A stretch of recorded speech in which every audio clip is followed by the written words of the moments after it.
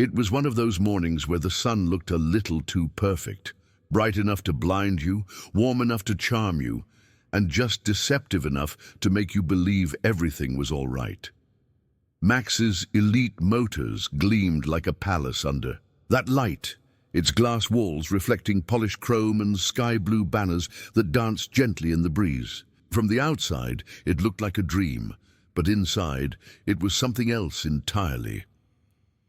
Max Russo stood at the edge of the lot like a king surveying his kingdom, dressed in a $4,000 suit with a watch that cost more than most people's rent. Max thrived on appearances. His hair slicked back with precision, his grin flawless like it had been practiced in a mirror 1,000 times.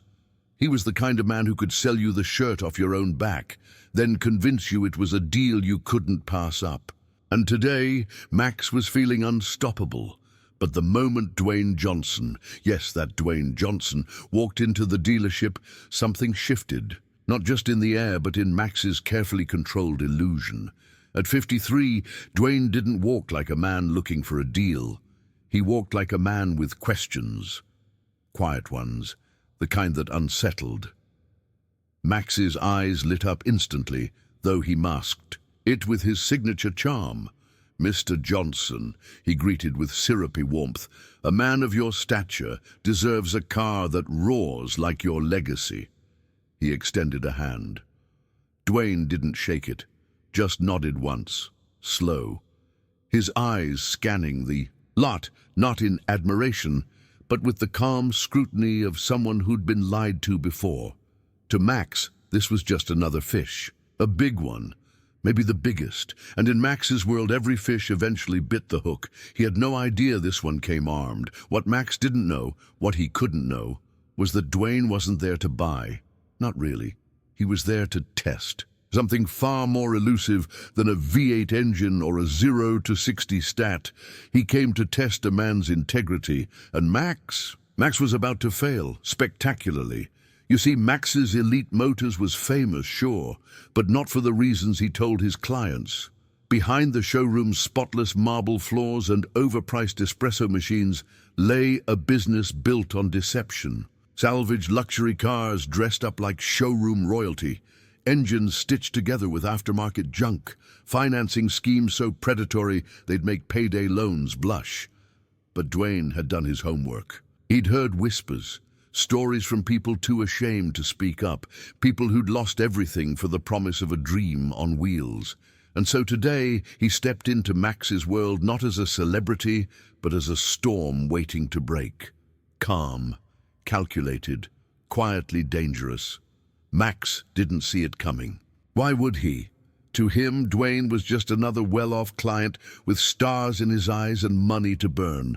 The kind who could be dazzled with a polished hood and a fancy spec sheet. But Max was about to learn.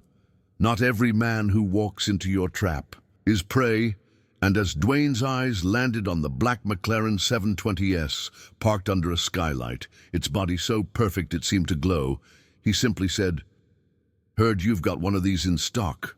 Mind if I take a look?" Max grinned, already savoring the commission. "Oh, my friend, not only do I have it, it's yours today, for the right price." What followed wasn't a sale. It was an unraveling.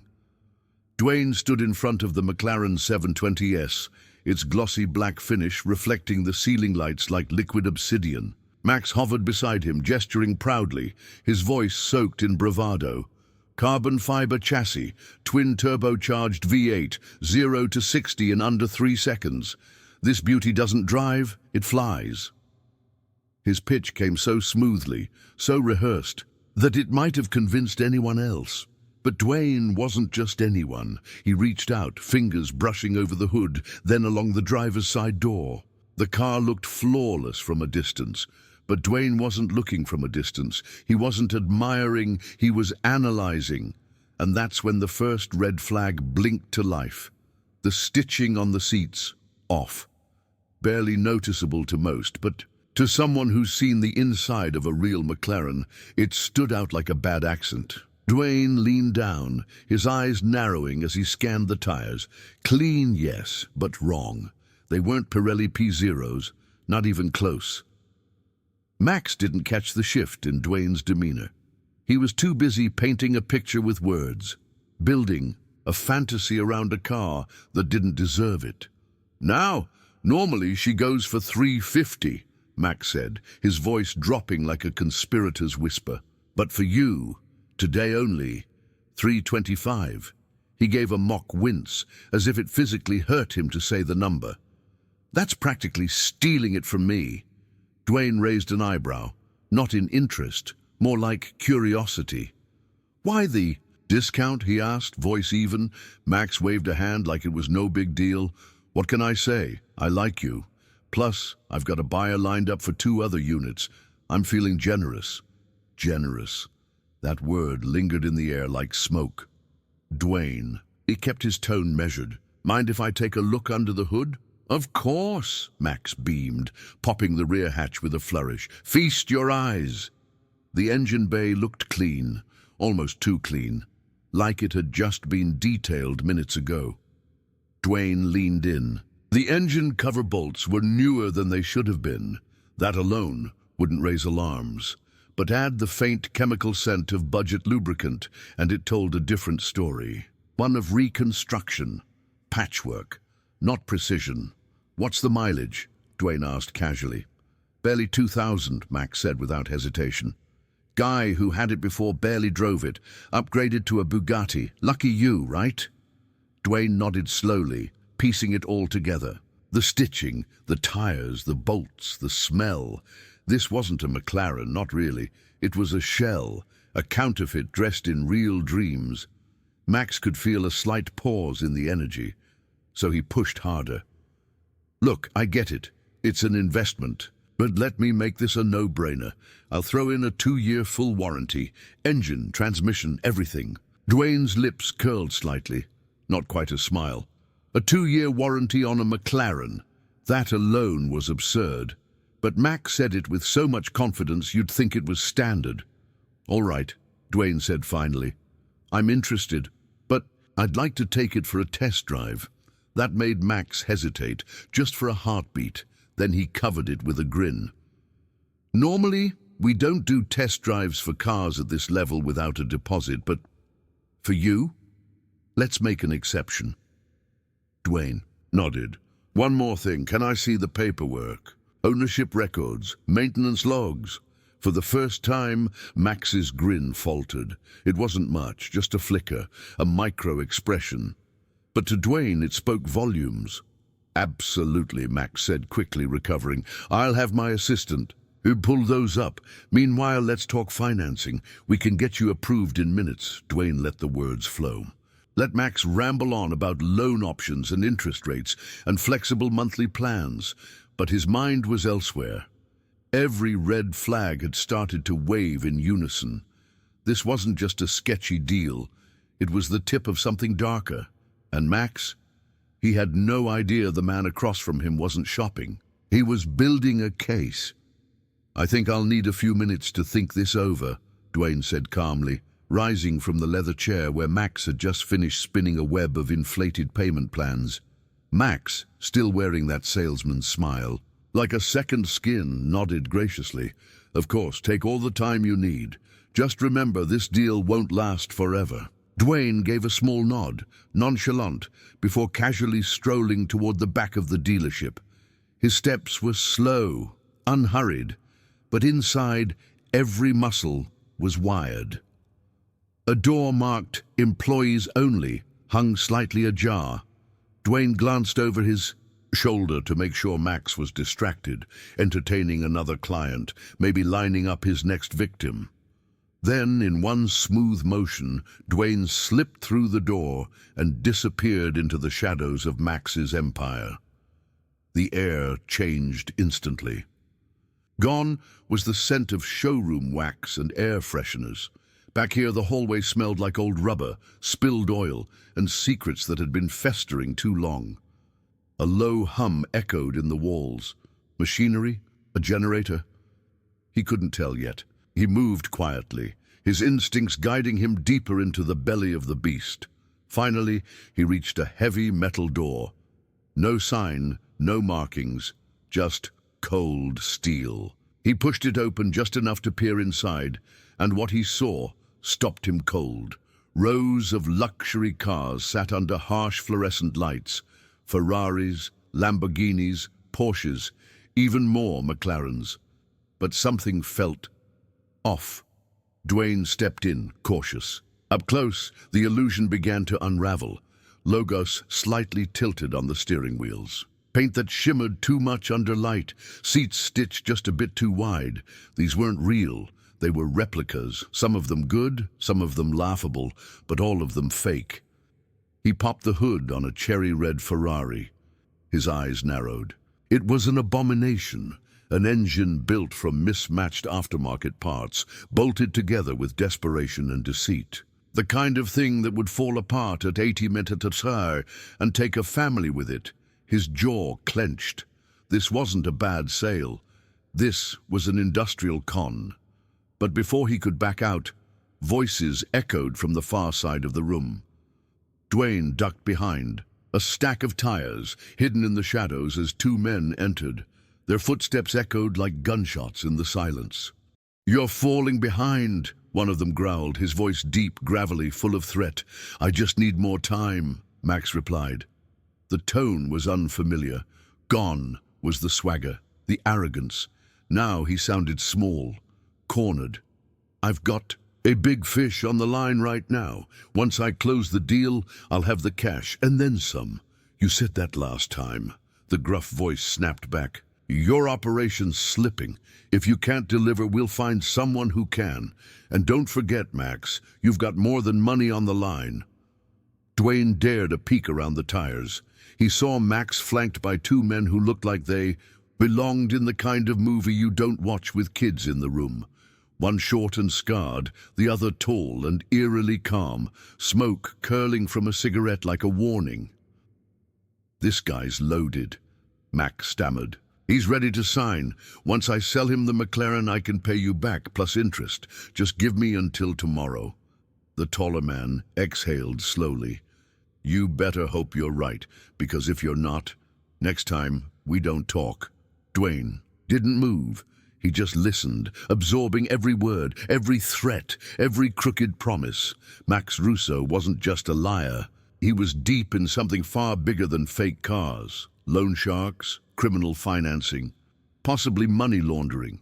This was a machine built on broken lives and false promises, and Dwayne had just walked into the engine room. He couldn't take them.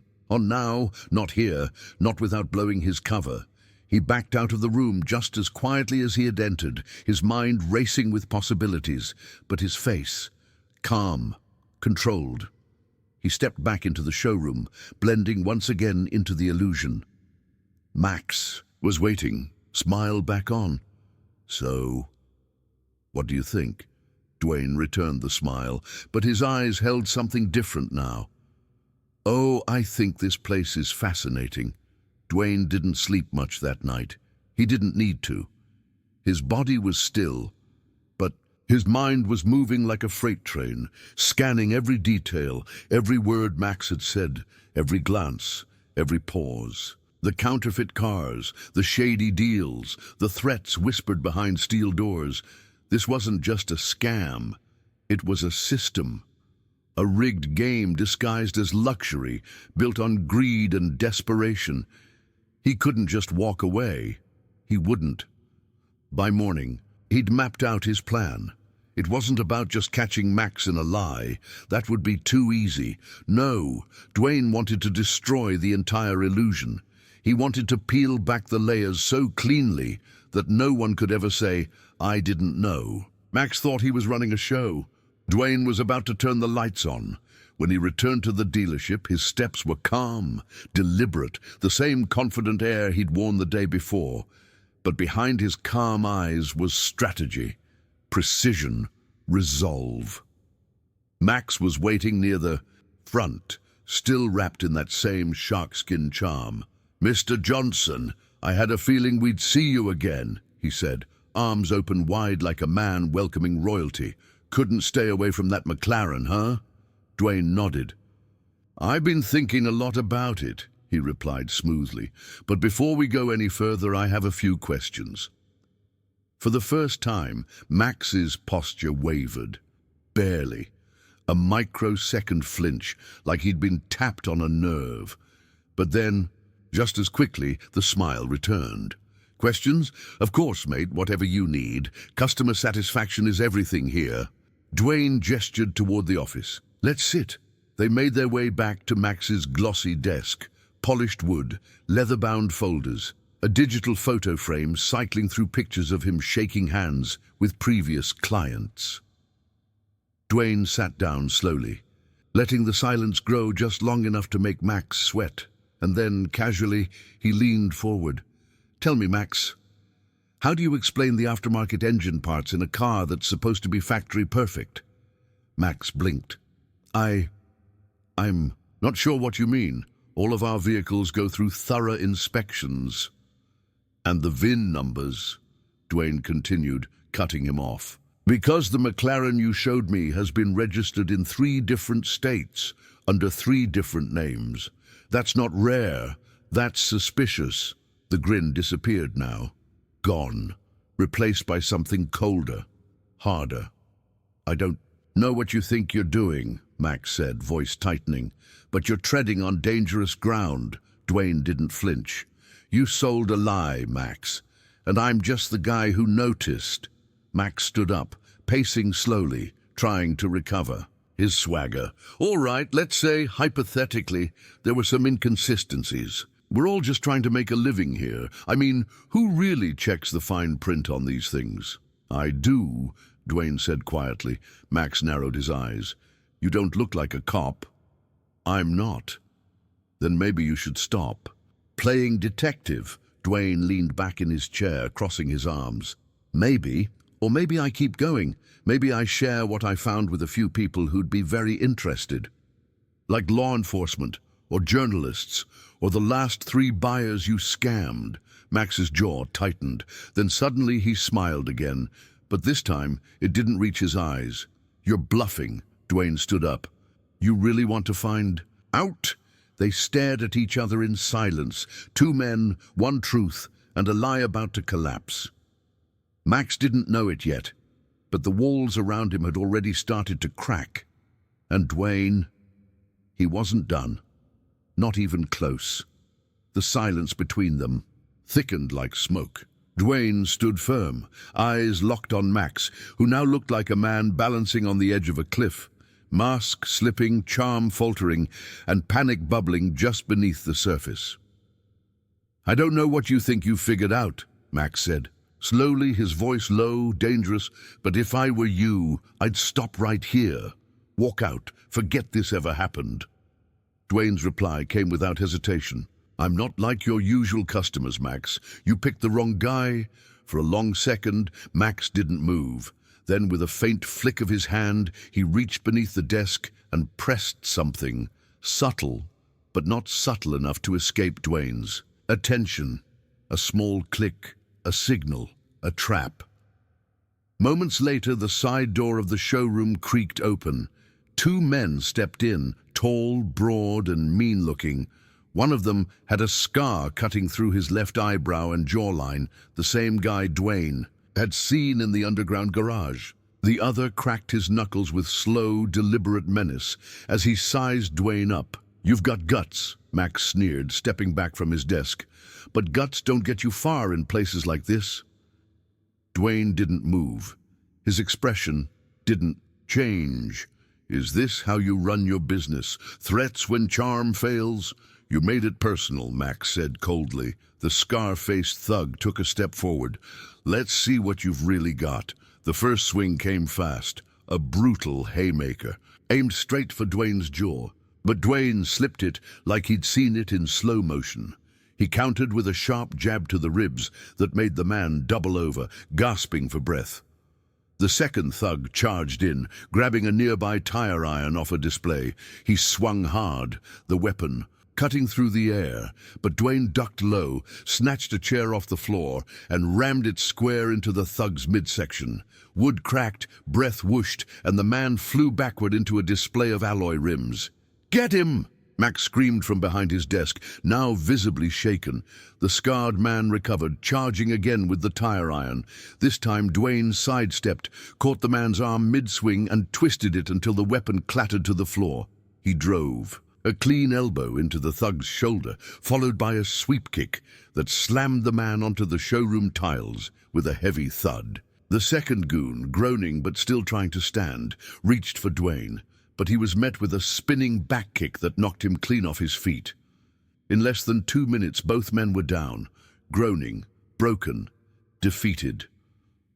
Dwayne turned to Max, who was now white as a sheet. His breath was shallow, his hands trembling as he tried to steady himself behind the desk. "You don't know what you've done," Max whispered, his voice shaking. "You've ruined everything." "No, Max," Dwayne said, stepping closer, voice like stone. "You did that yourself." Max raised his hands in a shaky plea. Wait, we can work something out. You want the car? It's yours. You want cash? Name your price." Dwayne didn't even blink. He pulled out his phone, dialed a number and placed it to his ear. "Yeah," he said quietly. "It's time. Bring them in." Max's eyes widened. Who are you calling?" Dwayne's gaze never left him. "The police, and a friend of mine in the media. She's been dying for a story like this." Realizing the net was closing, Max made a last-ditch attempt, bolting toward the back exit like a cornered rat. But Dwayne was faster. He stepped in front of the doorway and blocked it with his massive frame. Not so fast. The dealership, that once gleamed like a fortress of wealth and prestige, now buzzed with chaos. Sirens cut through the still air as flashing red and blue lights lit up the front lot. Squad cars pulled in fast, their tires screeching, and within minutes the place was surrounded. The same glass walls that once reflected power now reflected panic. Dwayne stood just inside the entrance, calm as ever, arms crossed, watching the performance unfold. Not a word spoken, not a single movement wasted. This wasn't a rescue, it was an execution of a con, a facade, and a man who built his empire on deception. Max Russo was being led out of his office in handcuffs, shouting half-baked protests to anyone who'd listen. "This is a misunderstanding. I have paperwork, contracts. You can't do this." But no one was listening. The cops had seen enough. The journalist Dwayne tipped off Elena Rhodes, sharp, relentless, and known for exposing corporate fraud, was already rolling her camera crew. She swept into the showroom like a storm, her eyes gleaming with purpose as she captured every inch of the floor. The damaged cars disguised as luxury, the false titles, the hidden documents. "This is huge," she whispered to her cameraman. "It's not just a scam. It's organized fraud on a national level." Dwayne stayed in the background, blending into the action, but never overshadowing it. He wasn't here for the spotlight. He was here for justice. Officers uncovered the hidden warehouse in back, the one with rows of counterfeit cars. They opened hoods, compared VINs, examined paperwork. All of it screamed fraud. Sketchy import records, mismatched engines, fake maintenance logs. The evidence piled up by the minute. Some officers shook their heads in disbelief. Others looked visibly angry. They knew what this meant. Hundreds of lives ruined. People paying 6 figures for junk dressed in carbon fiber. Max's employees were rounded up, questioned, some taken into custody. Others broke down, claiming they didn't know, swearing they just followed orders. Dwayne listened to their excuses with a cold sort of detachment. Maybe some of them were just pawns, but ignorance doesn't erase harm. Elena approached Dwayne, microphone in hand, her tone curious but respectful. "Mr. Johnson, you uncovered this entire operation. Can you tell us how it started?" He glanced briefly at the camera. "It started with a feeling. Something didn't sit right, and the deeper I looked, the uglier it got." She leaned in. "Why not just walk away?" Dwayne shrugged. "Because too many people already had. Someone needed to stop it." Her smile was small but sincere. "Well, you did. This story is going to shake things up." Outside, officers began loading the fake cars onto flatbed trucks, evidence to be processed, lies to be dismantled. The once pristine lot now looked like a graveyard of broken promises, each vehicle a silent testament to greed and manipulation. Customers, victims of Max's scheme, began to show up too, some out of curiosity, others because they'd received calls from law enforcement. Most wore expressions of shock, some of betrayal. One woman cried as she recognized a car she'd bought for her son. Another man clenched his fists, whispering something under his breath that sounded like, "I knew it." Dwayne stood off to the side, his silhouette framed by flashing lights and falling dusk. He didn't speak. He didn't need to. His job was done, but his presence, the quiet calm in a storm of consequences, was louder than any headline, and Max, sitting in the back of a squad car, pale and broken, finally saw it. The empire he'd built on lies was gone, not because of some grand sting operation, not because of a government crackdown, because one man, just one, refused to look the other way. The next few days passed in a blur of headlines, police reports, and legal filings. What had once been Max's pristine empire of marble floors and glass walls was now under investigation by federal fraud units, consumer protection bureaus, and corporate legal teams from luxury automakers across the country. Everything had unraveled, fast. The evidence Dwayne helped uncover wasn't just damning, it was explosive. And with every new detail made public, the myth of Max Russo collapsed a little further. But this wasn't about Max anymore. This was about the people he hurt, the ones who trusted him, who signed those papers with excitement in their eyes, believing they were stepping into something better. Instead, they were sold illusions, handed ticking time bombs wrapped in polished chrome. Dwayne knew that bringing Max down was only the beginning. Now came the real work, making things right. He connected with a local legal aid group and handed over everything he had: photos, documents, recordings, names of victims, dates of sales, even the shell corporations Max used to move money and hide debt. He gave them the entire blueprint, quietly, no interviews, no fanfare. Then he reached out to the very automakers Max had impersonated: McLaren, Ferrari, Porsche. He explained the situation, showed them how their brand identities had been weaponized. To Dwayne's surprise, they responded, not with PR spin, but with action. Within a week, they launched joint initiatives, offering discounted replacements for affected customers, launching investigations into fake parts distributors, and vowing to tighten dealer certification protocols. It was the kind of domino effect Dwayne had hoped for. Real change, real accountability, but it didn't stop there. The banks that had partnered with Max's financing racket were now facing public pressure. News outlets had aired the story nationwide, clips of Dwayne standing silently at the edge. Of the busted dealership were everywhere. He wasn't named as a hero, he didn't need to be. His silence spoke louder than anyone's outrage. And under that pressure, some of those banks began waiving the inflated loans, clearing the fraudulent debt from victims' records. In one small town, a single mother who had nearly lost her home over a fake luxury SUV cried as she read the letter.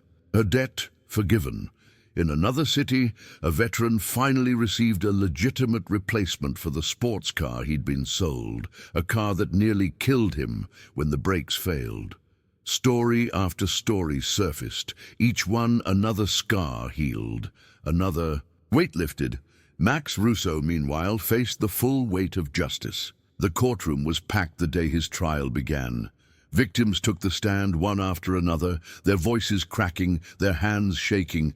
They spoke of dreams shattered, savings drained, reputations ruined. Some were angry, others were just tired. But all of them wanted the same thing: closure. Max tried to spin a new narrative, claimed he was coerced, that he got in over his head, that he never meant to hurt anyone. But no one bought it. Not the jury, not the judge, not the people whose lives he'd twisted for profit. The sentence was long, years behind bars, restitution, asset seizure. Everything he once owned, gone. Back outside the courtroom, Dwayne stood in the shadows, watching as Max was led away in chains. There were no cheers, no applause, just silence, heavy, meaningful. He didn't want recognition. He didn't want thanks. What he wanted, what he needed, was to know it was over, that the scam was done, that justice had weight, and as he turned and walked away, a quiet figure disappearing into the world again, he carried something deeper than satisfaction. He carried the truth that sometimes doing the right thing means becoming the storm, just long enough to clear the sky for someone else.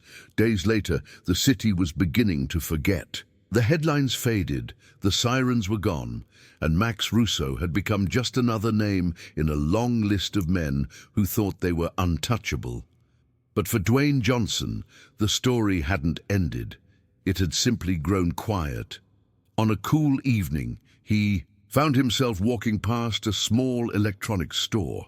A crowd had gathered by the window, eyes fixed on the flickering screen inside. The evening news played on repeat, the anchor's voice calm, but the words carried weight. Max Russo sentenced to 17 years after being found guilty on multiple counts of fraud, criminal misrepresentation, and financial conspiracy. Victims are already receiving support through a newly established fund led by manufacturers and legal advocacy groups. The whistleblower remains unnamed. Dwayne stood at the edge of the group, hands in his pockets, watching silently. On the screen, they showed footage from the bust, police leading Max away, Elena reporting live, officers pulling fake Lamborghinis onto flatbeds. A woman near Dwayne, middle-aged with kind eyes, turned to him without recognizing who he was. "It's good to see someone finally take one of these guys down," she said softly. "Gives you hope, you know?" Dwayne smiled faintly, eyes still fixed on the screen.